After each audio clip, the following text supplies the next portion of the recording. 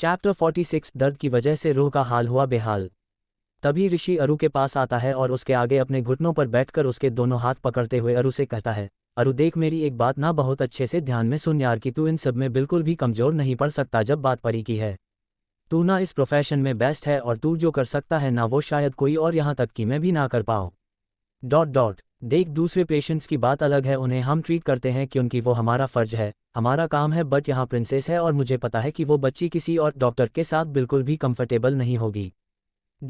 परी सिर्फ और सिर्फ तेरे साथ ही ठीक रहेगी अरु, और अगर सच में परी के यूट्रस में प्रॉब्लम है तो तुझे पता है ना कि कितना ज़्यादा पेनफुल होगा वो उस बच्ची के लिए, तो इन सब में सिर्फ तू ही है जो उसे बहुत अच्छे से हैंडल कर सकता है। अच्छा वो सब छोड़, we will discuss about this after, पर उसके पहले हमें परी के कुछ टेस्ट कराने होंगे जिसकी वजह से हमें ये पता चल सके कि बेबी के लोअर स्टमक पर स्वेलिंग क्यों है। अभी तूने कुछ किया उस स्वेलिंग का? अरु ऋषि की तरफ देख उसे बताता है, मैंने ना बिल्कुल हल्के से रब किया बट गहरी नींद में होने के बावजूद भी उसे पेन हो रहा था। शी वॉज हिसिंग कराहना इन पेन। बहुत दर्द हो रहा होगा मेरे बच्चे को। तभी वो नीति की तरफ देख उससे कहता है, भाभी प्लीज़ आप प्रिंसेस की ड्रेस चेंज कर दो और उसे कुछ लूज और कंफर्टेबल पहना दो, मुझे चेक करना है उसे। वो अगर उसी ड्रेस में रही तो रैशेस हो जानी है उसकी बॉडी पे। नीति अरु की बात सुन ऊपर रूह के रूम में जाती है और पंखू भी नीति के साथ जाती है। इधर साक्षी को तो अरु की बातों पर विश्वास ही नहीं होता और उसके हाथ पैर कांपने लगते हैं। अचानक से आरती का ध्यान साक्षी पर जाता है और आरती बिना समय गवाए साक्षी की तरफ आती है और उसे गले लगाते हुए कहती है, साक्षी। तभी सबका भी ध्यान साक्षी की तरफ जाता है और वो देखते हैं कि कैसे वो आरती की बाहों में कांपते हुए रो रही है। आरती साक्षी को थोड़ा कसके पकड़ती है और उसके बैक को रब करने लगती है ताकि साक्षी रिलैक्स हो पाए, पर साक्षी अपना रोना बंद नहीं करती। तभी साक्षी उन सब से रोते हुए कहती है, क्या बिगाड़ा है मेरी बच्ची ने किसी का जो उसे ऐसी सज़ा मिल रही है? पहले से ही बहुत ज़्यादा नाजुक है वो और उसका बॉडी स्ट्रक्चर भी ऐसा है कि किसी भी चीज़ का बहुत जल्दी असर हो जाता है उस पर। थोड़ा सा ठंडा पानी पिएगी तो झट से सर्दी जुकाम हो जाता है उसे, और अगर बहुत ज़्यादा गर्मी वाली जगह पर रही तो फीवर होता है। बहुत संभाल के रखना पड़ता है उसे। और देखो 14 सालों तक उन जानवरों ने मेरी बच्ची को किसी जेल में रहने वाले कैदी से भी बदतर जिंदगी दी। उसे ठीक से खाने को नहीं दिया, उससे घर के सारे काम करवाए गए, उसे बेरहमी से मारा पिटा गया, और उसका पेट जो कि मेरी बच्ची के लिए उसका सबसे कमज़ोर बॉडी पार्ट है, उसे तो उन दरिंदों ने अपने पैरों से कुचला है। ये बात सुनते ही रिया, आरती, सिया और दादी को ऐसे लगता है कि मानो जैसे किसी ने उनसे उनकी सांसें ही छीन ली हो। वहीं दूसरी तरफ मल्होत्रा मेंस सिवाय अरु और ऋषि के पैरों के नीचे की जमीन ही हिल गई थी। उन्होंने कोई कसर नहीं छोड़ी है मेरी छोटी सी बच्ची को तकलीफ पहुंचाने में। इन सब चीज़ों का असर उस पर इतना ज़्यादा हुआ है कि कई बार तो वो गहरी नींद में ही रोने लगती है और चीखते हुए कहती है कि दर्द हो रहा है, मत मारो, बचाओ, कोई तो हेल्प करो मेरी। मम्मा पापा, हमने कभी भी ये नहीं सोचा था कि हमारी बच्ची इतना कुछ सहेगी, बट उसने सब कुछ सहा और अभी भी वही कर रही है। क्यों, उसे खुश रहने का हक नहीं है क्या? सब बच्चों की तरह अपनी एक नॉर्मल लाइफ जीना चाहती है वो, पर शायद बाबाजी नहीं चाहते और पता नहीं कितना कुछ फेस करना पड़ेगा उसे। इतना कहकर साक्षी नीचे जमीन पर बैठ जाती है और रोने लगती है। आरती भी साक्षी के साथ उसके पास नीचे जमीन पर बैठती है और फिर से उसे गले लगाती है। तभी सिया उन सब से कहती है, मैंने कभी भी ये सोचा नहीं था कि परी ने इतना कुछ फेस किया होगा। मैं खुद एक लड़की हूँ और परी से 6-7 साल बड़ी हूँ। मेरी खुद की रूह कांपती है अंदर से जब मैं ये सब सुनती हूँ, तो वो सब कुछ सहन करना मेरे लिए मेरे किसी सबसे डरावने सपने से भी भयानक होगा। पर उस बच्ची ने किया है वो भी इतनी सी उम्र में, तो मैं क्या, कोई भी इस बात का अंदाज़ा तक नहीं लगा सकता कि वो किन किन हालातों से गुजरी होगी और कितना कुछ झेला होगा उसने। प्रिंसेस ने बहुत कुछ बुरा देखा है और अभी हम सब का ये फ़र्ज बनता है कि हम उसे इन सब चीज़ों से दूर रखें। जो प्यार उसने 14 सालों तक मिस किया वो सब उसे अब मिलना चाहिए।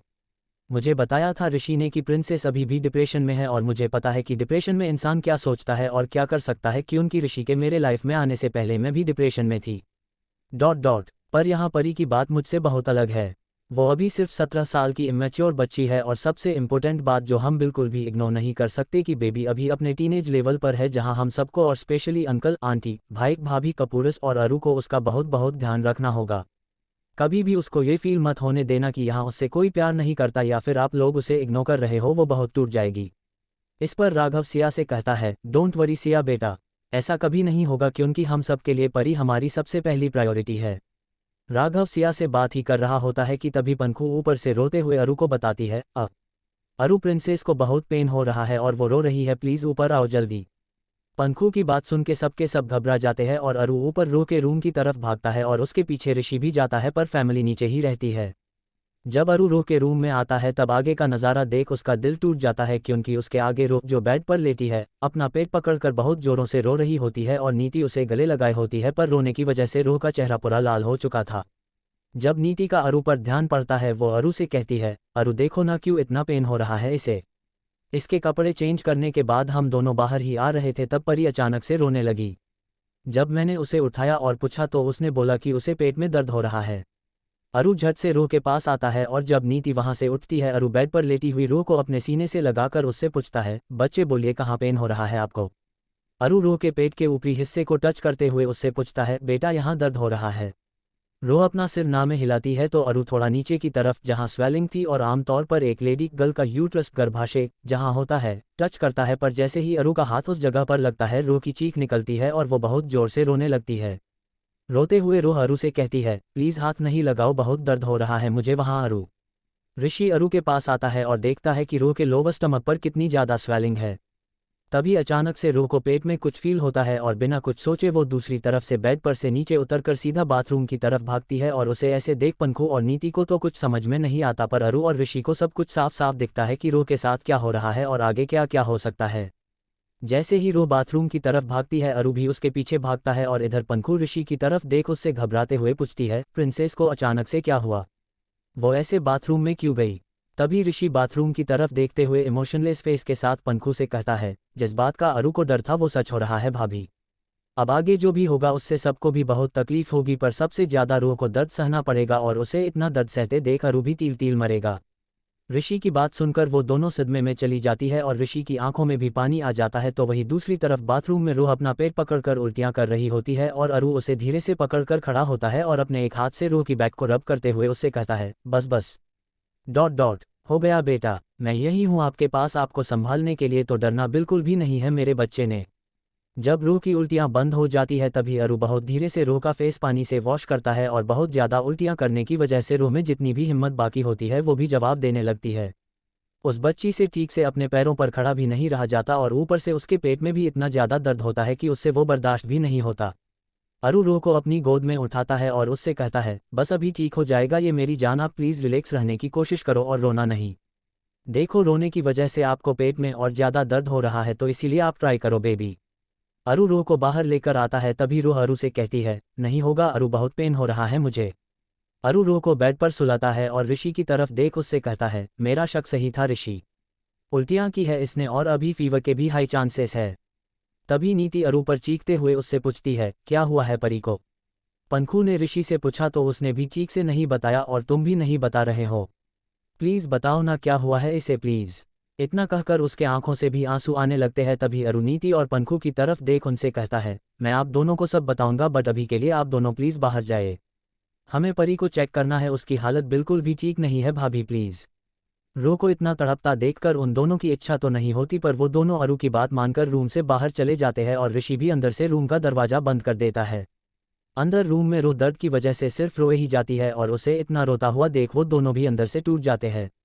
तभी अरु अपने आप को संभालते हुए ऋषि से कहता है, ऋषि हमें परी के अल्ट्रासाउंड्स करने होंगे now, I am damn sure कि इसके पेल्विक में ही प्रॉब्लम है।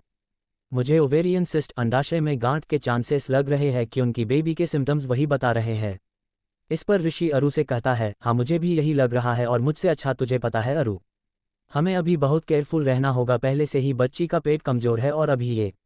अरु हमें अपना सिर हिलाता है और रूह की तरफ आता है और उसके माथे का पसीना साफ करता है, बट जैसे ही वो रूह के माथे को हाथ लगाता है उसके एक्सप्रेशंस चेंज हो जाते हैं और वो रूह के माथे पर किस करते हुए ऋषि से कहता है, जैसा मैंने बताया था देख अभी फीवर भी लग रहा है बेबी को ऋषि। अरु ऋषि को कुछ इशारा करता है और वो दोनों रूह से थोड़ा दूर जाते हैं ताकि रूह उनकी बातें सुन ना पाए। तभी अरु ऋषि से कहता है, प्रिंसेस के पेट में बहुत दर्द है तो इसके लिए हमें कुछ करना होगा क्योंकि वो ऐसे ही कम नहीं होगा। उसने अभी उल्टियाँ भी की जिसकी वजह से उसके बॉडी का पूरा पानी बाहर निकल गया और ऐसे में we need to keep her hydrated for maintaining water level of her body. Pari की पूरी एनर्जी भी ड्रेन आउट हो गई है, इसके लिए हमें उसे IVF सलाइन लगानी ही पड़ेगी, उसके अलावा हमारे पास कोई दूसरा ऑप्शन नहीं है क्योंकि अभी उसकी जो हालत है उसमें सिर्फ शॉट से काम नहीं चलेगा। अभी फीवर भी हो गया बच्ची को और ऐसे में वो बिल्कुल भी हमें शॉट या IV लगाने नहीं देगी, पहले से ही इतनी तकलीफ में है वो। हमारे पास अभी सिर्फ एक ही रास्ता है और वो ये है कि कैसे भी करके हमें उसे सुलाना होगा क्योंकि जब वो गहरी नींद में सोएगी तभी हम कुछ कर पाएंगे, वरना वो तो हाथ भी नहीं लगाने देगी।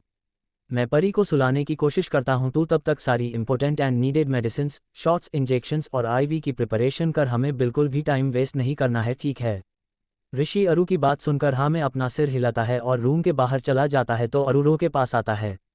चैप्टर 47 अरु की हैवानियत और रवि को मिलेगी उसके गुनाहों की सज़ा। अरु रो के पास आता है और उसके बगल में लेट जाता है। रोने की वजह से रो की आंखें अभी सूज गई थी और फीवर की वजह से उसकी सांसों में भी बहुत गर्माहट थी और ऐसे में जब अरु रो की तरफ देखता है उसकी आंखें भी नम हो जाती है। अरु रोती सिसकती हुई रो को अपनी बाहों में ले लेता है और जैसे ही रो को अरु के पास होने का एहसास होता है वैसे ही वो अपने आप को अरु की बाहों में छिपा लेती है और रोने लगती है। अरु रो के बालों को खोलता है और उसके बालों को अपनी उंगलियों से संवारते हुए उससे कहता है, कुछ नहीं मेरा बेटा, आप अपनी आंखें बंद करो और सोने की कोशिश करो और देखो कि कैसे आपका पेन भाग जाता है जब तक आप उठोगे। रो अरु का कुर्ता कसके अपने मुट्ठी में पकड़ते हुए उससे कहती है, मुझे पेन की वजह से नींद नहीं आएगी अरु, आप सुला दो। अरु रो के माथे पर किस करते हुए उससे कहता है, मैं सुला दूँ आपको? ठीक है, आ जाइए मेरी जान। इतना कहकर अरु बहुत धीरे से रो को पूरी तरह से अपने ऊपर सुलाता है और अपने एक हाथ से रो के कमर को पकड़ लेता है।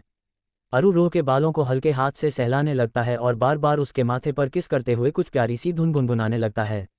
रो में अभी कुछ भी एनर्जी बाकी नहीं होती जिसकी वजह से वो थोड़ी देर और रोती है और ऐसे ही कुछ देर बाद रोते रोते ही सो जाती है। अरु रो को वैसे ही पकड़कर लेटा रहता है तभी उनके रूम का दरवाजा बहुत धीरे से खुलता है और ऋषि एक बड़ी सी प्लास्टिक की बैग लेकर अंदर आता है। जब उसकी नज़र उन दोनों पर पड़ती है वो दबे पांव उनकी तरफ आता है और अरु से बहुत धीमी आवाज़ में पूछता है, अरु प्रिंसेस सो गई क्या? तभी अरु रो के माथे पर किस करते हुए ऋषि को बताता है, हाँ सो गई बच्ची ऋषि, बट इसका फीवर बढ़ रहा है यार। तूने सब कुछ लाया ना जिसकी हमें ज़रूरत पड़ेगी?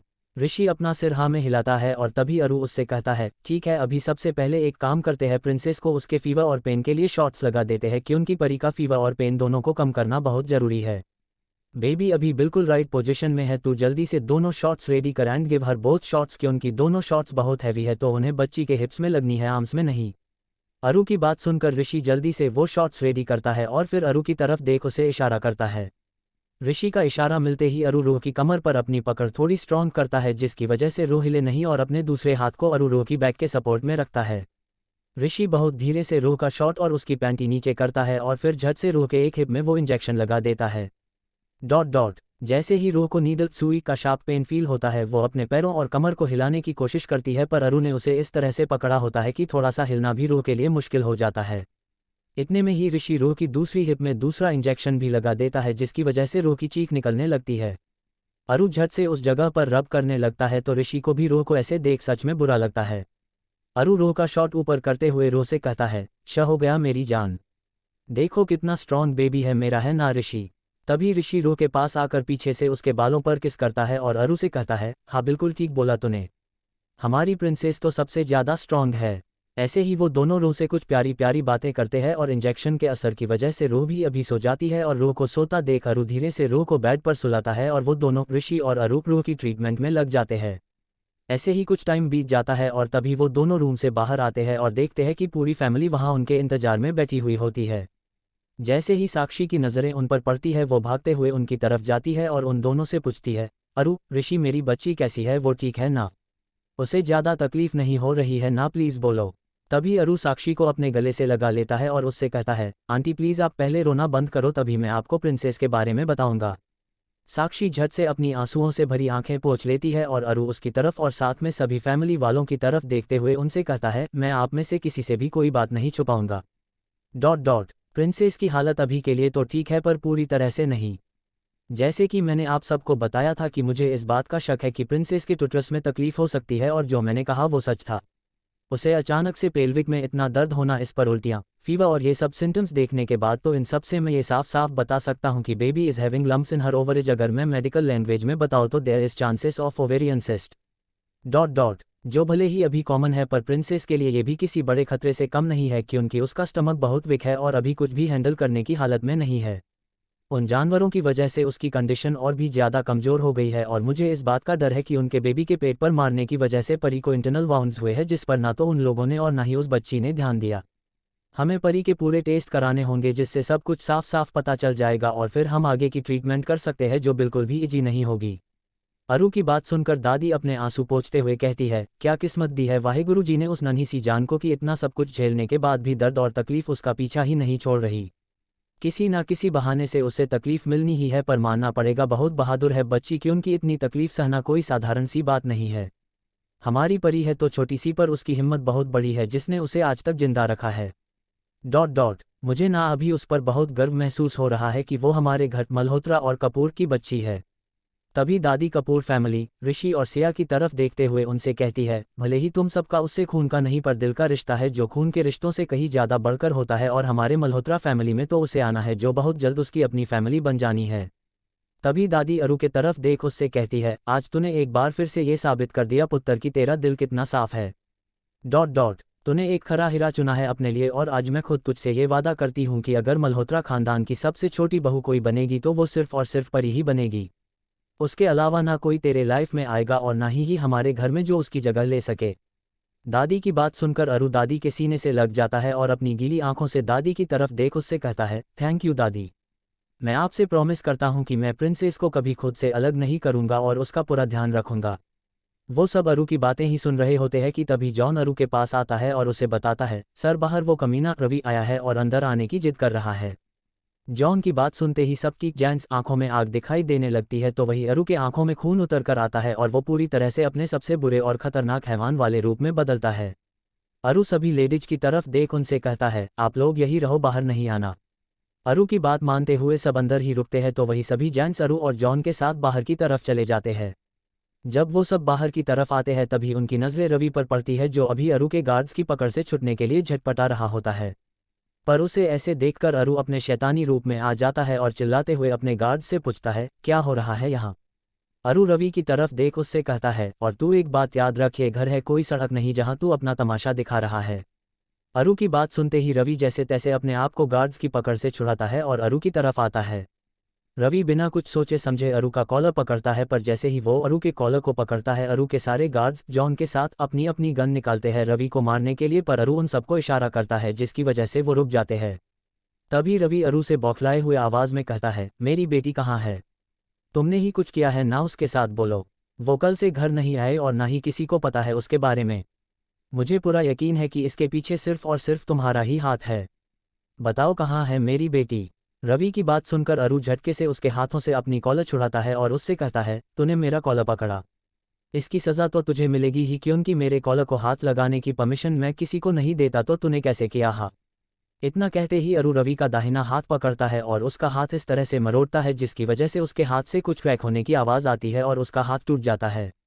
रवि दर्द की वजह से चीखने लगता है और तभी अरु रवि को अपनी फेमस डेविल स्माइल देते हुए उससे कहता है, अभी रही बात तेरे बेटी की, तो हाँ, उसके अचानक से गायब होने के पीछे मेरा सिर्फ हाथ नहीं बल्कि पूरा का पूरा मैं ही हूँ। मैंने उसे उस जगह पहुँचाया है जहाँ वो डिजर्व करती थी, और अभी तू भी वही जाएगा अपनी बेटी के पास। अरु की बात सुनते ही रवि अरु से घबराते हुए पूछता है, कहाँ है मेरी बच्ची, बोलो ना। तभी माही रवि को बताता है, तेरी बेटी तो इस दुनिया से, माही ऊपर की तरफ इशारा करता है, उस दुनिया में चली गई। इस पर रवि डरते हुए उनसे कहता है, नहीं तुम सब झूठ बोल रहे हो, पता है मुझे ये सब तुम्हारी प्लानिंग है। तभी अरु उससे कहता है, हम में से कोई कभी भी झूठ नहीं बोलता और उस लड़की के लिए तो बिल्कुल भी नहीं। तभी अरु गुस्से में चीखते हुए रवि से कहता है, जान लेने की कोशिश की थी उस लड़की ने मेरे बच्ची की।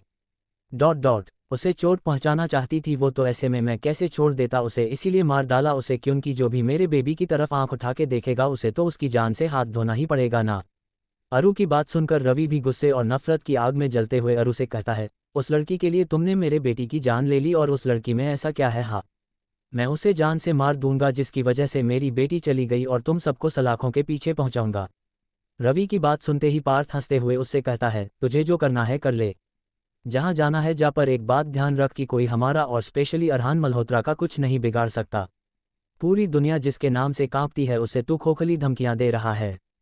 तभी अरु रवि की तरफ देख उससे कहता है, तू कुछ नहीं बिगाड़ सकता मेरा, क्योंकि उसके लिए तुझे जिंदा रहना होगा, और जो तूने परी के साथ किया है और तेरी वजह से आज वो छोटी सी बच्ची जो भुगत रही है उसकी सज़ा तो तुझे मिलेगी और मेरे हाथों ही मिलेगी। अरु रवि को अपने फेमस सॉलिड किक और पंचेस देता है और उससे कहता है, तेरी वजह से उसकी जिंदगी बद से बदतर हो गई। You are the sole reason behind her each and every pain. तेरे बेटी को तो मैंने बहुत आसान मौत दे दी, पर तुझे तो मैं तड़पा तड़पा के मारूंगा, याद रख। इतना कहकर अरु रवि के दोनों टांगों के बीच एक जोरदार किक मारता है, जिसकी वजह से रवि की चीख निकल जाती है और वो वही जमीन पर पड़े पड़े तड़पने लगता है। अरु उसके गार्ड्स की तरफ देख उनसे कहता है, ले जाओ इसे मेरे स्पेशल रूम टॉर्चर रूम में और अच्छे से खातिरदारी करो, इसकी पर ध्यान रहे, ये मरना नहीं चाहिए। इसकी जान तो मेरे हाथों से ही जाएगी, वो भी बहुत जल्द, पर अभी के लिए मुझे मेरे बच्चे पर ध्यान देना है जो मेरे लिए सबसे इम्पोर्टेंट है। ले जाओ। अरु का ऑर्डर सुनते ही गार्ड्स रवि को घसीटते हुए अपने साथ ले जाते हैं और इधर वो सब भी अंदर की तरफ चले जाते हैं। चैप्टर 48 शैतान रूह इज बैक और रूह की विश। ऐसे ही समय बीत जाता है और शाम हो जाती है। मल्होत्रा फैमिली को वो लोग पार्थ और राघव जैसे तैसे समझाकर मल्होत्रा हाउस भेज देते हैं, पर अरु ऋषि और सिया के साथ केएम में ही रुकता है। अरु और ऋषि अभी पार्थ के साथ नीचे हॉल में बैठकर कुछ डिस्कस कर रहे होते हैं कि तभी सिया ऊपर से चिल्लाते हुए उन लोगों से कहती है, गाइज प्रिंसेस को होश आ रहा है, जल्दी से ऊपर आओ। सिया की बात सुन वो तीनों के चेहरे पर एक बड़ी सी स्माइल आती है और वो ऊपर रूह के रूम की तरफ भागते हैं। जब वो तीनों अंदर आते हैं तब देखते हैं कि रूह नीति से चिपक कर बैठी हुई है और अपनी क्यूट क्यूट शक्लें बना रही है। रूह को ऐसे देख उनका दिल खुश हो जाता है और अरु रूह की तरफ भागते हुए आता है और उसका एक हाथ बहुत धीरे से पकड़ते हुए उससे पूछता है, बेबी उठ गए आप? अच्छा, सबसे पहले आप मुझे ये बताइए कि आपको अभी भी टमी में पेन हो रहा है या फिर कोई वीकनेस लग रही है? अरु की बात सुनते ही रूह अपनी बड़ी बड़ी आंखों से उसकी तरफ देखती है और फिर अपने दोनों हाथों को अरु की तरफ बढ़ाते हुए उससे क्यूटली कहती है, पहले आप मेरे को अपनी गोदी में लो तभी मैं बताऊंगी। रूह की प्यारी सी डिमांड सुनकर पार्थ हंसते हुए अरु से कहता है, लो अभी ये नहीं छोड़ेगी तुम्हें। Now you have to handle your baby, जो सच में किसी 2 साल के बच्चे से कम नहीं है। पार्थ की बात सुनकर ऋषि भी हंसने लगता है और उन दोनों को यूं हंसता हुआ देख रूह अपनी प्यारी सी गुस्से वाली शक्ल बनाती है और उन दोनों से कहती है, हो आप दोनों मेरे ऊपर हंस रहे हो, ये तो बहुत गंदी बात है, आप अपनी इस क्यूट सी प्यारी सी बेबी सिस्टर पे नहीं हंस सकते। तभी रूह अरु की तरफ देख उससे उन दोनों की शिकायत करते हुए कहती है, अरु आप देखो ना कैसे दोनों मेरा मजाक उड़ा रहे हैं, आप डांटो ना इन्हें, पर सबसे पहले मुझे पकड़ो, मेरे हाथों में पेन हो रहा है। अरु रूह की क्यूटनेस पर फिदा होते हुए उससे कहता है, कम माय बेबी लव। इतना कहकर अरु संभाल कर रूह को अपनी गोद में उठाता है और उसे लेकर एक बड़े से सोफे पर बैठ जाता है और बाकी सब भी वही बैठ जाते हैं। तभी अरु रूह के बालों को संवारते हुए उससे पूछता है, तो अभी बताइए मेरी जान की कैसा लग रहा है आपको? अभी भी दुख रहा है आपका पेटू? रूह का जवाब जानने के लिए वो सब भी रूह की तरफ देखते हैं। तभी रूह अरु के साथ साथ उन सबको अपनी प्यारी सी स्माइल देते हुए उनसे कहती है, नहीं, अभी मेरा छोटा सा पेटू ठीक है, आप सब तो यूं ही डर जाते हो। हाँ। इस पर पार्थ रूह की नाक खींचते हुए उससे कहता है, अच्छा बच्चू, मतलब हम यूं ही आपके लिए परेशान होते हैं। आपको पता है जब हमने सुना कि आपको पेन हो रहा है तब क्या हालत हो गई थी हमारी। सब रो रहे थे, यहाँ तक कि रोहन अंकल और दादू के आंखों में भी आंसू थे, और ये हमारे छोटे नवाब अरु जो कभी रोते नहीं थे और ना ही हमने कभी उसके आंसू देखे थे, वो भी आपके लिए रोता है और बहुत रोता है क्योंकि ये सबसे ज़्यादा प्यार आपसे ही करता है ना, शायद हम सबसे भी कहीं ज़्यादा। पार्थ की बातें सुनकर रूह को गिल्ट महसूस होता है और रूह उन सब की तरफ देखती है। फिर वो अपना सिर नीचे की तरफ झुकाती है और उनसे कहती है, मेरी वजह से आप सबको बहुत तकलीफ होती है ना, मैं बहुत बुरी हूं ना भैयू, क्योंकि मैं हमेशा सबको रुलाती हूं। तभी अरु रूह के छोटे से चेहरे को अपने हाथों में पकड़कर उससे कहता है, नहीं मेरा बच्चा, ये किसने कहा आपसे कि आप बुरे हो? बेटा बुरे आप नहीं, हालात है और इसमें आपकी कोई गलती नहीं है। अगर हमें तकलीफ होती है तो हमसे कहीं ज़्यादा तो आपको होती है ना, फिर भी देखो कितना स्ट्रांग है मेरा बेबी, जो इतना कुछ सहने के बाद भी इतनी हिम्मत दिखा रहा है। I am so proud on you मेरी जान। अरु रूह को अपने सीने से लगा लेता है और तभी वो सारे के सारे भी उनसे चिपकते हुए कहते हैं, we are so proud on our princess. इतने में साक्षी और राघव एक बड़ी सी ट्रे लेकर रूम में आते हैं और उन सब की तरफ देखते हैं। तभी राघव उन सब पर चिल्लाते हुए उनसे कहता है, ये क्या हो रहा है यहाँ पर, और तुम सब उन दोनों बच्चों पर क्यों ऐसे चढ़ रहे हो? चलो छोड़ो उन्हें, मेरी बच्ची का दम घुटने लगेगा गधों। ऋषि और पार्थ। राघव की बात सुन वो दोनों अरु और रूह के ऊपर से उठते हैं क्योंकि नीति और सिया तो पहले से ही एक तरफ खड़ी होती है, और तभी अरु उन दोनों को पार्थ और ऋषि बहुत डरावना लुक देता है। अरु राघव की तरफ देख उससे कहता है, थैंक यू अंकल, आप आ गए, वरना आज तो हमारा बचना मुश्किल था। मेरी छोटी सी बच्ची को दबा दिया था इन दोनों ने। अरु रूह की तरफ देख उससे पूछता है, परी आप ठीक हो ना? रूह में अपना सिर हिलाती है और ये सुनकर अरु भी चैन की सांस लेता है।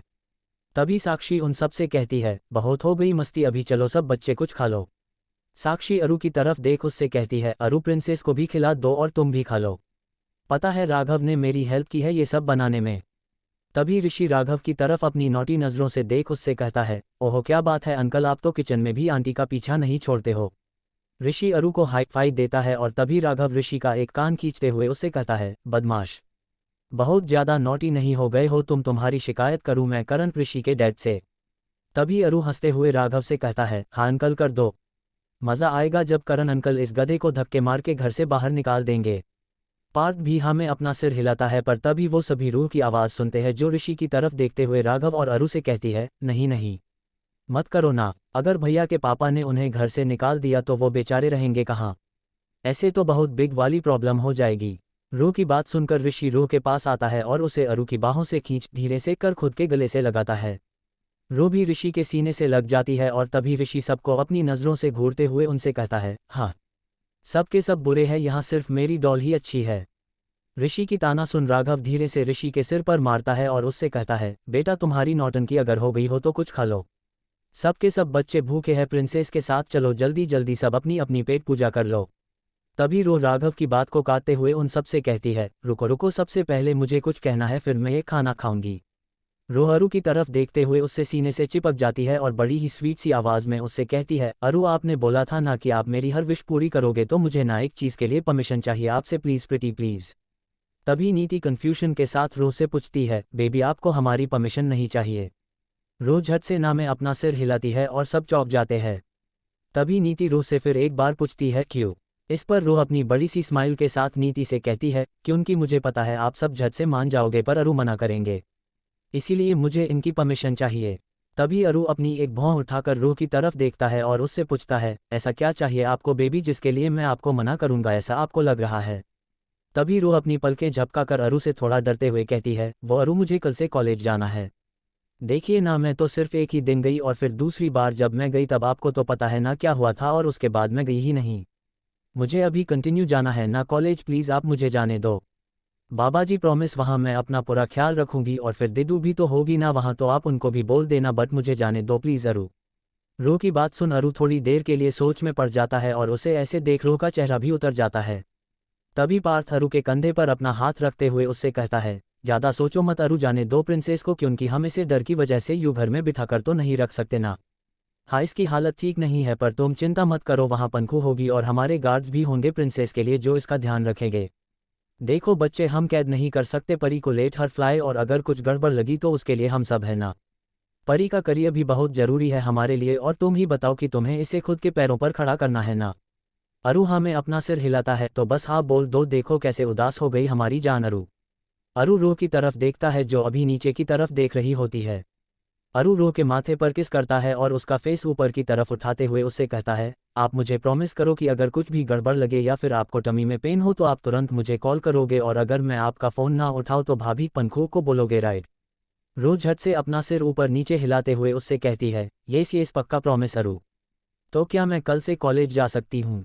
अरु हाँ में अपना सिर हिलाता है और उसकी हाँ सुन के रूह उसकी गोद में उछलने लगती है, जिसकी वजह से अरु डर जाता है और रूह की कमर कस के पकड़ लेता है। अरु रूह को अपनी नज़रों से घूरते हुए उससे कहता है, ये क्या कर रहे थे आप शैतान? अगर गिर जाते तो? बस मस्ती करनी होती है आपको, और ऐसे में आप सच में अपना ध्यान रखोगे? मुझे तो डाउट आ रहा है। तभी रूह अपना एक कान पकड़ते हुए अरु से कहती है, अरु देखो मैं सॉरी हूं ना, और मैं फिर से ये नहीं करूंगी सच्ची। रूह की प्यारी सी शक्ल देखकर अरु हंसने लगता है और उसे पूरी तरह से अपनी बाहों में कैद करता है और उसके माथे पर एक डिप किस करते हुए कहता है, मेरा नॉटी बेटा। अच्छा अभी चलो जल्दी से, let me fill your tummy, भूख लगी होगी ना आपको।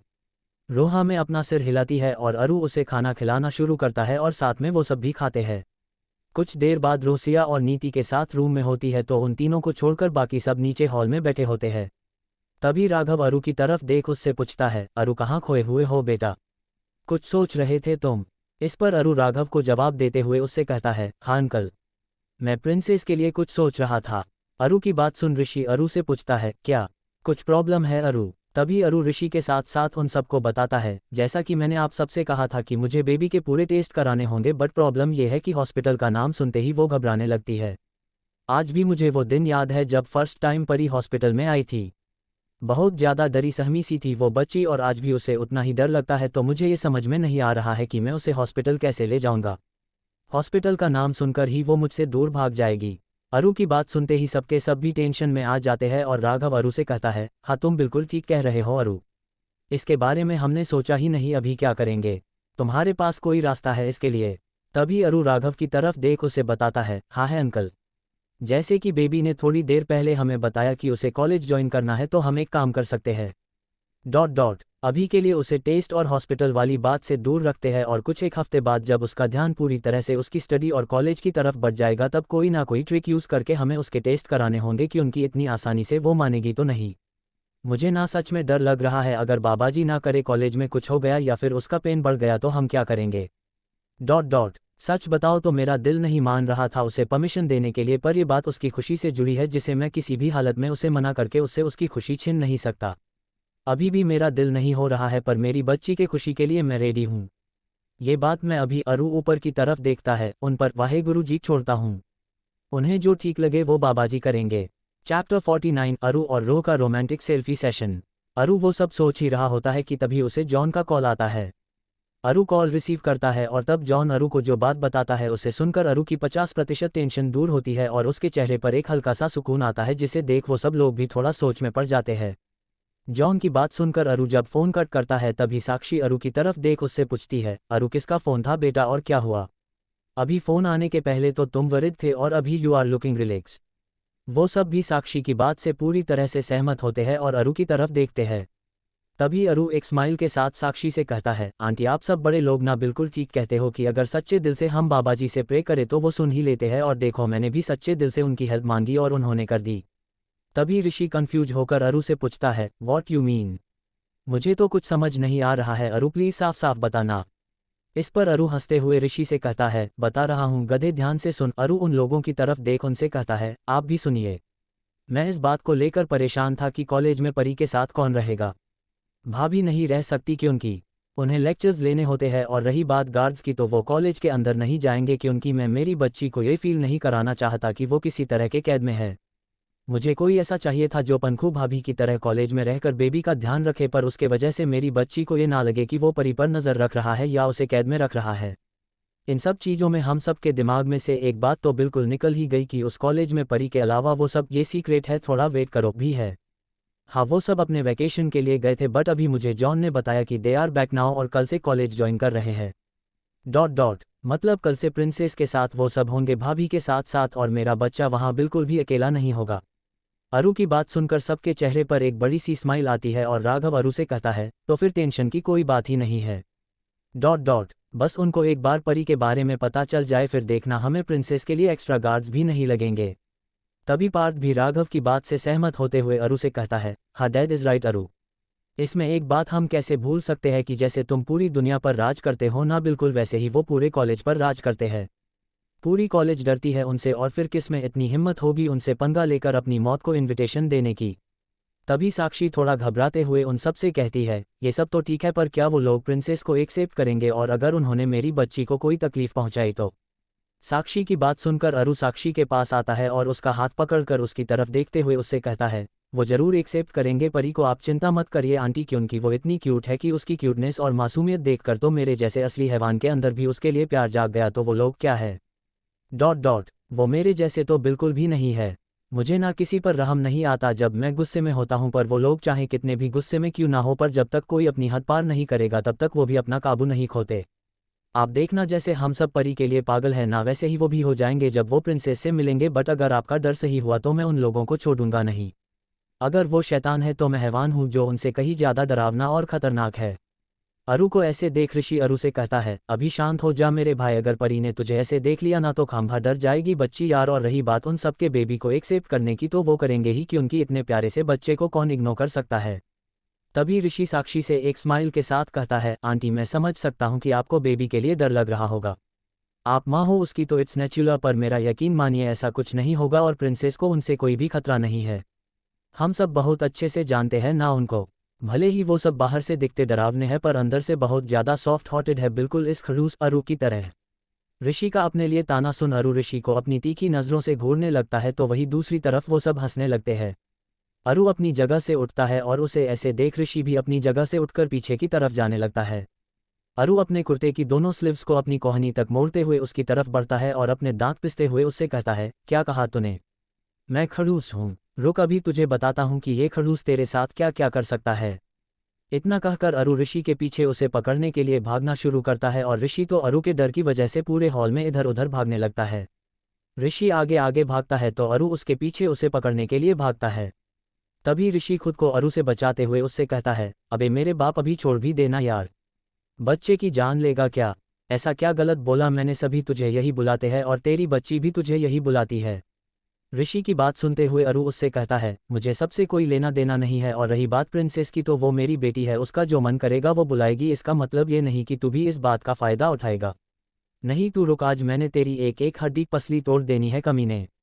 अरु को अपनी तरफ आते हुए देख ऋषि प्लेफुली रोने लगता है और उससे कहता है, क्या यार, एक खड़ूस क्या बोला उसके लिए, तू तो मेरे पीछे ही पड़ गया। ऋषि ऊपर की तरफ देखकर कहता है, बाबा जी मेरे लिए आप ऊपर जगह बनाकर रखो, आज ये अरु पक्का मुझे आपके पास भेज कर रहेगा। अरु और ऋषि टॉम एंड जेरी के जैसे एक दूसरे के पीछे भागते हैं तो वही राघव, साक्षी और पार्थ उनको देखकर हंसने लगते हैं। तभी राघव उन दोनों अरु और ऋषि की तरफ देखते हुए साक्षी और पार्थ से कहता है, वैसे देखा जाए तो ये इतने बड़े हैं पर इनका बचपना कब जाएगा पता नहीं। वो दोनों भी राघव की बातों से सहमत होते हैं और तभी वो सब ऊपर से उनके प्रिंसेस की आवाज़ सुनते हैं जो अभी सिया और नीति के साथ सीढ़ियों पर खड़ी होती है। रो अरु और ऋषि की तरफ देख उन दोनों से कहती है, अरु, ऋषि भैया आप दोनों ऐसे टॉम एंड जेरी की तरफ एक दूसरे के पीछे क्यों पड़े हो? आप दोनों कोई गेम खेल रहे हो क्या? अगर हाँ तो मुझे भी खेलनी है। इतना कहकर रूह दौड़ते हुए सीढ़ियों से नीचे आती है और उसे ऐसे देख सब के सब डर जाते हैं, पर अरु का दिल उसके गले तक आ जाता है। अरु रूह की तरफ देखते हुए चिल्लाता है, परी दौड़ना नहीं, वही रुको बच्चे, गिर जाओगे आप। अरु की बातों को अनसुना करते हुए रूह नीचे की तरफ आती है और अरु भी उसकी तरफ दौड़ता है। जब रूह अरु को सीढ़ियों के पास देखती है, बिना कुछ सोचे समझे वो बची हुई 2 सीढ़ियों पर से नीचे कूद जाती है और सही समय पर अरु उसे अपनी बाहों में थाम लेता है। जब रूह का सिर अरु के बहुत तेजी से धड़कते हुए सीने पर पड़ता है, रूह की आंखें बड़ी बड़ी हो जाती है। अरु रूह को कसके पकड़ता है, मानो जैसे अगर वो रूह को अपने से दूर करेगा तो रूह कहीं गायब हो जाएगी।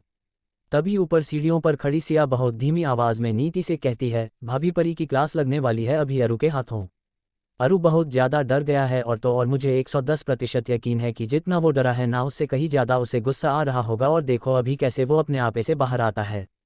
तभी नीति रूह की तरफ देख सिया से कहती है, हाँ सिया, अरु गुस्सा तो होगा पर इस बार गलती प्रिंसेस की ही है ना, अगर उसे कुछ हो जाता तो।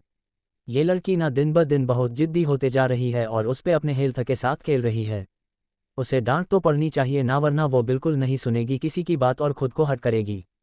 सिया भी नीति की बातों से सहमत होती है और वो दोनों भी नीचे की तरफ आती है तो वही दूसरी तरफ अरु रूह को धीरे से सोफे पर बिठाता है और उसके हाथ और पैरों को देखने लगता है कि उसे लगी है या नहीं। तभी रूह अरु की तरफ देख उससे कहती है, अरु मैं बिल्कुल ठीक हूँ, मुझे बिल्कुल नहीं लगी। इससे पहले कि रूह अपनी बात पूरी करे, अरु रूह पर थोड़ी ऊंची आवाज में चिल्लाते हुए कहता है, चुप, एकदम चुप। मैंने बोला था ना आपसे कि दौड़ना नहीं सीढ़ियों से, बट हमें तो सुननी ही नहीं है ना। अगर गलती से आपका पैर स्लीप हो जाता या फिर आप गिर जाते तो क्या होता, कुछ सोचा है आपने और क्या करते हम? नहीं, आपको तो बस हर वक्त मस्ती ही करनी होती है ना। जब मैंने आपको बोला है कि आपको अपना ध्यान रखना है तब आप क्यों नहीं सुनते हो मेरी बात? अच्छा लगेगा आपको अगर अरु और सब लोग रोएंगे तो बोलो। रूह अपना सिर ना में हिलाती है और नीचे की तरफ देखती है। ... तभी अरु उसके छोटे से चेहरे को अपने हाथों में पकड़ते हुए धीमी और नर्म आवाज में उससे कहता है, तो प्लीज़ बेबी आप ऐसे खुद के साथ मत खेलो ना। अभी आपने सुना ना कि मेरी हॉट बिट्स कितनी तेज हो गई थी। अगर आपको कुछ हो गया तो मैं क्या करूँगा और कैसे रहूँगा आपके बिना? तो प्लीज़ मेरा बच्चा, अपने लिए ना सही तो मेरे और आपकी फैमिली के लिए आप मेरी बात मानोगे और रखोगे ना खुद का ध्यान? अरु की बात सुन रूह झट से अपना सिर ऊपर नीचे हाँ में हिलाती है। तभी अरु उसके माथे पर किस करते हुए उससे कहता है, मेरा बेबी, अभी चलो, आपको सोना नहीं है क्या? इट्स क्वाइट लेट बेटा, और कल से तो आपको कॉलेज जाना है ना। तो अभी let's go to grab your beauty sleep. रूह सबको गुड नाइट बोलती है और अरु उसे उसके रूम में लेकर जाता है तो वही सभी अपने अपने रूम में चले जाते हैं। सिया और ऋषि भी गेस्ट रूम में चले जाते हैं।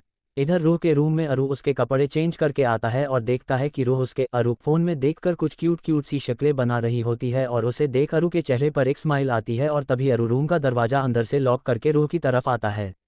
अरु रूह की तरफ देख उससे पूछता है, ये क्या हो रहा है और आप क्या कर रहे हो मेरे फ़ोन में देखकर मेरा नॉटी शैतान? तभी रूह अरु की गोद में बैठकर उसे फ़ोन दिखाते हुए उससे कहती है, मुझे ना कुछ सेल्फीज लेनी थी पर ना मुझे अकेले नहीं करना, आप भी आओ ना अरु मेरे साथ, हम दोनों की बहुत सारी सेल्फीज लेंगे। रूह की बात सुन अरु रूह के गाल पर किस करते हुए उससे कहता है, जैसा आप चाहो प्रिंसेस, लाइए मैं हम दोनों की ढेर सारी सेल्फीज क्लिक करता हूँ, क्योंकि अगर आप करने लगे तो आपके छोटू हैंड्स में पेन होने लगेगा। रूह अरु को उसका मोबाइल थमा देती है और अरु भी रूह के कमर में अपना हाथ डालकर उसे ठीक से पकड़ लेता है। अरु रूह के साथ बहुत सारी सेल्फीज क्लिक करता है। कुछ में अरु रो के माथे पर किस कर रहा होता है तो कुछ में उसके गालों और नाक पर, तो वही दूसरी तरफ रो भी सेम अरु के गालों और नाक पर किस करते हुए अपनी सेल्फीज खिंचाती है। कुछ सेल्फीज में अरु रो के गले पर भी किस करता है तो कुछ सेल्फीज में वो दोनों बहुत करीब होते हैं। अभी ये आप लोगों पर है कि आपको कैसे पोज चाहिए वो आप सोचो।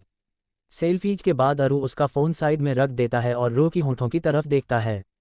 बिना कुछ कहे अरु रो के होंठों पर अपने होंठ रख देता है और उसे पैशनेटली किस करने लगता है और रो भी उसे इक्वल रिस्पांस करती है। कुछ देर बाद अरु उसके होंठों को छोड़ देता है और बेड पर लेट जाता है और रो को अपने बाहों में लेकर उसके माथे पर किस करता है और उससे कहता है, good night my baby love. रो भी अरु के सीने पर किस करती है और उससे कहती है, गुड नाइट अरु। ऐसे ही थोड़ी देर में वो दोनों सो जाते हैं। चैप्टर 50 रू इन कॉलेज एंड डेविल्स का खौफ। रात के करीब 2:10 पर अचानक से अरु का फ़ोन बजने लगता है जिसकी वजह से अरु की नींद खुलती है। एक डॉक्टर होने की वजह से पहले से ही उसकी नींद काफ़ी कच्ची होती है जो किसी की एक हल्की सी आहट से भी खुल सकती है। अरु झट से अपना फ़ोन रिसीव करता है ताकि रो की नींद ना टूटे। अरु अपनी आंखों को बंद रखते हुए ही फ़ोन पर अपनी नींद भरी धीमी आवाज़ में कहता है, हेलो। जब दूसरी तरफ से उसे कोई कुछ बताता है तभी अरु अपने पूरे होश में आते हुए अपनी कोल्ड आवाज़ में कहता है, मैं 1 घंटे में हॉस्पिटल पहुंच रहा हूं और डॉक्टर ऋषि भी मेरे साथ ही है। हम दोनों आ रहे हैं, तब तक ओटी रेडी करके रखो और सब प्रिपरेशंस भी। मुझे टाइम पर कोई भी इतनी सी भी गड़बड़ नहीं चाहिए, समझे। इतना कहकर अरु फ़ोन कट कर देता है और तभी उसे ऋषि का MSG आता है कि वो उठ चुका है और नीचे रेडी होकर उसका वेट करेगा। अरु फ़ोन में टाइम चेक करता है और अपना फ़ोन टेबल पर रख देता है। फिर उसका ध्यान रो पर पड़ता है जो किसी छोटे से बच्चे की तरफ अरु के ऊपर उसके सीने से चिपक कर सो रही होती है। अरु को बहुत बुरा लगता है और वो रो के माथे पर किस करते हुए उससे कहता है, आई एम वेरी सॉरी बच्चे बट इट्स इमरजेंसी और अरु को जाना पड़ेगा बेबी, पर डोंट वरी मैं आपको कॉल करूंगा ना। अरु एक बार फिर रो के माथे पर किस करता है और बहुत धीरे से उसे बेड पर सुलाता है और रो को कंबल से ढककर बाथरूम चला जाता है। 10 मिनट बाद अरु फ्रेश होकर रूम में आता है और जल्दी से अपने कपड़े चेंज करता है। पूरा रेडी होकर वो अपनी ज़रूरत की चीज़ें ले लेता है जैसे उसका फ़ोन, रुमाल, वॉलेट, वॉच सब। लास्ट में अरु अपने शूज पहनता है और रो की तरफ देख मन में सोचता है, मैं बेबी को ऐसे रूम में अकेले छोड़कर नहीं जा सकता। अगर बीच में बच्ची उठ गई तो रूम में खुद को अकेला देखकर डर जाएगी जो मैं बिल्कुल भी नहीं चाहता। क्या करूँ, बेबी को अंकल आंटी के पास सुला दूँ? नहीं यार, इतनी रात गए मैं उन्हें डिस्टर्ब नहीं कर सकता और सिया के पास वो पहले कभी सोई नहीं है तो आई डोंट नो सिया को कैसे लगेगा। अभी मेरे पास एक ही ऑप्शन है भाई भाभी, पर वो भी कुछ कॉम्प्रोमाइजिंग पोज में रहे तो। आह बाबा जी, क्या करूं मैं? हाँ एक काम करता हूं, भाई को पहले एक MSG करता हूं, अगर मैं जैसा सोच रहा हूं वैसा रहा तो वो अलर्ट हो जाएंगे। अरु अपना फ़ोन निकालता है और पार्थ को एक MSG करता है और उसके रिप्लाई आने का वेट करता है। जब 5 मिनट बाद अरु को पार्थ का रिप्लाई आता है तभी अरु बहुत धीरे से सोती हुई रो को अपनी गोद में उठाता है और रूम से बाहर चला जाता है। पार्थ अपने रूम के बाहर अरु का वेट कर रहा होता है। तभी अरु रो को लेकर वहां आता है, पर जब अरु पार्थ को शर्टलेस और सिर्फ उसके शॉर्ट में देखता है तो पार्थ की टांग खींचते हुए धीरे से अरु पार्थ से कहता है, ओहो, तो मतलब मेरा शक सही था, कल रात को आपके रूम में बहुत कुछ हुआ है। हाँ नो प्रॉब्लम भाई, बट अभी लीजिए संभालिए इसे, मुझे और ऋषि को अर्जेंटली हॉस्पिटल जाना है। अरु बहुत धीरे से रो को पार्थ की गोद में दे देता है और पार्थ रो को अपने सीने से लगाते हुए अरु से कहता है, तुम दोनों की भी नींद नहीं हुई है तो इसीलिए ड्राइवर को लेकर जाओ, संभाल के जाना और सर्जरी खत्म होते ही कुछ खा लेना, समझे। अरु पार्थ की बातें सुनकर उसकी तरफ देखता है। तभी पार्थ अरु से पूछता है, क्या हुआ, ऐसे क्यों देख रहे हो अरु? इस पर अरु एक प्यारी सी स्माइल के साथ पार्थ से कहता है, भाई आप ना बिल्कुल वीर और माही भाई की तरह हो। जैसे वो दोनों हमेशा मेरे लिए वरिड रहते हैं ना, वैसे आप भी हो। इतने में ही ऋषि पीछे से आकर अरु से कहता है, सिर्फ तेरे लिए नहीं मेरे लिए भी है, और वो दोनों वीर और माही भी। तेरे साथ साथ मेरे पास भी एक नहीं 3 भाई है जो मुझसे इतना ज़्यादा प्यार करते हैं और कभी कभी तो मेरी बैंड बजाने के लिए भी तैयार रहते हैं। ऋषि की बात सुनकर पार्थ अरु की तरफ देख उससे कहता है, अरु इस लड़के का कुछ नहीं हो सकता। इस पर अरु हंसते हुए पार्थ से कहता है, अब जो भी है हमें ही झेलना है भाई, अभी कुछ नहीं हो सकता। तभी ऋषि अपना मुंह बनाते हुए अरु से कहता है, क्या यार तू मेरा भाई नहीं दुश्मन है पिछले जन्म का?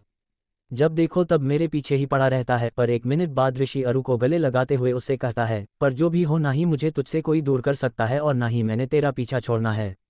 मैं हमेशा तेरे साथ रहूंगा साले।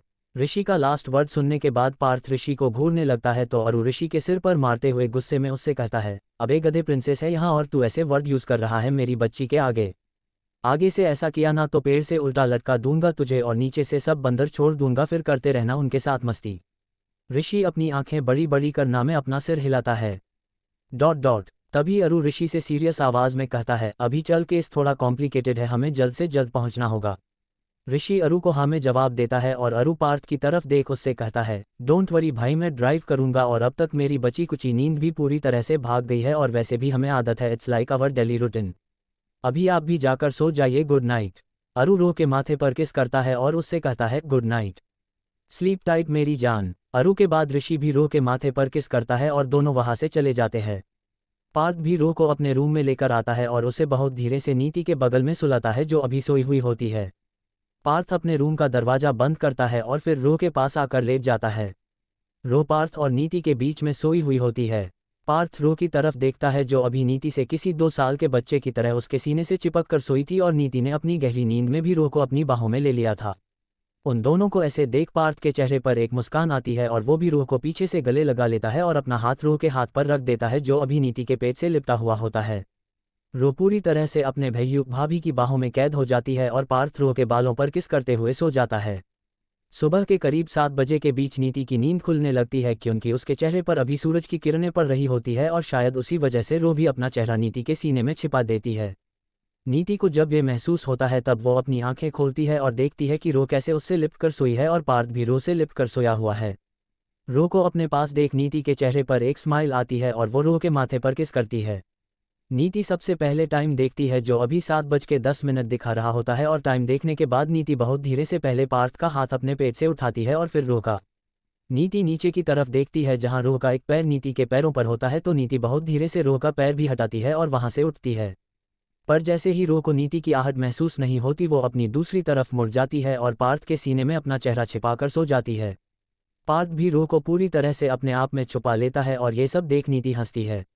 नीति पार्थ की तरफ आते हुए धीरे से उसके कानों में कहती है, गुड मॉर्निंग हबी, 7 बज गए, आज तुम्हें जिम नहीं जाना। तभी पार्थ रो को और कसके पकड़ते हुए नीति से अपनी नींद में ही कहता है, कल रात को हम दोनों ने साथ में मिलकर जो वर्कआउट किया ना उसमें मेरी 50% कैलोरी बर्न हो गई है तो आज के लिए मुझे कोई और वर्कआउट नहीं करना। Baby I am so tired, let me sleep little more with my बच्चा प्लीज। नीति उन दोनों की बॉडी पर कंबल ओढ़ाते हुए पार्थ से कहती है, ओके बाबा सो जाओ बट टाइम पर उठ जाना और परी को भी उठा देना। याद है ना आज से कॉलेज ज्वाइन करना है उसे, अगर देर से उठेगी तो फिर सब कुछ जल्दी जल्दी में करेगी, वो तो ध्यान रखना। पार्थ सिर्फ अपना सिर हिलाता है और नीति बाथरूम में चली जाती है। जब 20-25 मिनट बाद नीति बाहर आती है और उन दोनों की तरफ देखती है तो उसकी आंखों में एक प्यार सी चमक दिखने लगती है और वो झट से उनकी एक फ़ोटो अपने फ़ोन में ले लेती है। पूरी तरह से रेडी होने के बाद नीति नीचे चली जाती है और देखती है कि साक्षी और सिया दोनों सोफे पर बैठे बैठे कुछ बातें कर रही होती है। नीति उन दोनों को गुड मॉर्निंग विश करती है और फिर वो तीनों अपने अपने कामों में लग जाती है। दूसरी तरफ रूम में पार्थ उठता है और रो को भी उठाता है और जब रो पार्थ से अरु के बारे में पूछती है वो उसे सब बताता है। ऐसे ही टाइम निकल जाता है और रो अभी पूरी तरह से अपने कॉलेज के लिए रेडी होकर बैठी होती है। यहाँ तक कि उसने ब्रेकफास्ट भी कर लिया होता है और वो अपना बैग लेकर नीचे हॉल में सबके साथ बैठी होती है क्योंकि अरु ने MSG करके कहा होता है कि वो रो को कॉलेज ड्रॉप करने के लिए जाएगा। थोड़ी देर बाद अरु भी आ जाता है और जब वो रो को देखता है उसकी आंखें चमकने लगती है क्योंकि रो ने वही कपड़े पहने होते हैं जो अरु ने उसके लिए पसंद किए होते हैं, जो कि एक बहुत ही खूबसूरत हल्के ग्रीन कलर की स्कर्ट और उस पर प्लेन वाइट कलर का टॉप होता है। अरु रो की तरफ आता है और धीरे से उसके कानों में कहता है, क्या बात है? ... मेरा छोटू बेबी तो आज बहुत हॉटी लग रहा है। रो बिना कुछ बोले सिर्फ अपनी पलकें झपकाती है और तभी अरु साक्षी से पूछता है, आंटी प्रिंसेस ने ठीक से अपना ब्रेकफास्ट कर लिया ना? साक्षी अरु को हाँ में जवाब देती है और तभी अरु अपने एक हाथ में रो का न्यू क्यूट रैबिट वाला बैग पकड़ता है और अपना दूसरा हाथ रो की कमर में डालते हुए उससे कहता है, तो चले बेटा वरना लेट हो जाओगे आप। रो सबको बाय करते हुए अरु के साथ बाहर चली जाती है और उसके साथ गाड़ी के पीछे वाली सीट पर बैठ जाती है और ड्राइवर गाड़ी स्टार्ट करता है। इधर अरु के गाड़ी में रो बस अपनी बातें किए जाती है तो अरु बहुत ध्यान से उसकी सभी बातें सुनता है। जब वो रो के कॉलेज के पास पहुंच जाते हैं तभी रो अरु से कहती है, आप मुझे यहीं पर छोड़ दो, मैं यहाँ से चली जाऊंगी। रो की बात सुन अरु उससे पूछता है, पर बच्चे मैं आपको कॉलेज में छोड़ देता हूँ ना, तो फिर आप यहीं पे क्यों उतरना चाहते हो? अरु की बात सुनकर रो अपना क्यूट गुस्से वाला मुंह बनाते हुए झट से उससे कहती है, वो ना कॉलेज की सभी लड़कियां आपको देखने लगेगी और मुझे अच्छा नहीं लगता जब कोई आपको देखता है। आप सिर्फ रूही के हो। रो की अपने लिए जिद देखकर अरु हंसने लगता है और उसको अपने गले से लगाते हुए उससे कहता है, हाँ मेरा बेबी, मैं सिर्फ और सिर्फ आपका ही हूँ और हमेशा रहूँगा। इस पर रो एक स्माइल के साथ अरु से कहती है, मुझे पता है पर आप मुझे यही उतारो ना, मैं चली जाऊंगी। अरु को ये पता है कि रो कितनी जिद्दी है और इसी के चलते अरु रो की बात मान जाता है और रो को थोड़े ऑर्डर देने के बाद फाइनली उसे जाने देता है। रो के जाने के बाद अरु भी रो के पीछे पीछे कॉलेज की तरफ चला जाता है और इधर कॉलेज में जब रो अंदर आती है तो सबके सब उसे किसी पागलों जैसे घूरने लगते हैं जैसे वो कोई दूसरे प्लानेट से आई हो। रो सबकी नज़रों को अनदेखा करते हुए आगे की तरफ बढ़ती है कि तभी उसकी कानों पर दो लड़कियों की आवाज़ पड़ती है जो बहुत डरी सहमी सी आपस में ही बातें कर रही होती है। उसमें से एक लड़की दूसरे लड़की से कहती है, तूने देखा ना कि वो लोग वापस आ गए हैं। अभी जो भी उनके नज़रों में आएगा उसका बैंड बजना कन्फर्म है, अब तो भगवान ही बचाए हमें उन शैतानों से। वो दूसरी लड़की भी अपना सिर हिलाती है और ये सब सुनकर रो बहुत ज़्यादा कन्फ्यूज होती है। रो धीरे से उन दो लड़कियों की तरफ आते हुए उनसे अपनी प्यारी सी पर धीमी और डरी हुई आवाज़ में पूछती है, एक्सक्यूज मी दी। वो दोनों रो की तरफ देखती है, तभी रो उनसे आगे पूछती है, वो आप दोनों अभी किसके बारे में बात कर रहे थे। तभी उन दो लड़कियों में से एक लड़की रो की तरफ देख उससे कहती है, अरे तुम तो वही न्यू स्टूडेंट हो ना जो 2 हफ्ते पहले पंखुड़ी मैम से टकराई थी। 2 हफ्तों से कहाँ थी तुम। अच्छा छोड़ो, तुम इस कॉलेज में नहीं हो इसीलिए तुम्हें पहले से ही वॉर्न कर रही हूँ कि चाहे जो भी हो पर कभी डेविल्स ग्रुप का नाम के आगे मत जाना वरना बहुत पछताओगी। ये कॉलेज जितना स्टडी के लिए फेमस है ना उससे कहीं ज़्यादा ये रैगिंग्स के लिए फेमस है। यहाँ पर सबसे ज़्यादा रैगिंग होती है और वो भी न्यू स्टूडेंट्स की जो डेविल्स करते हैं।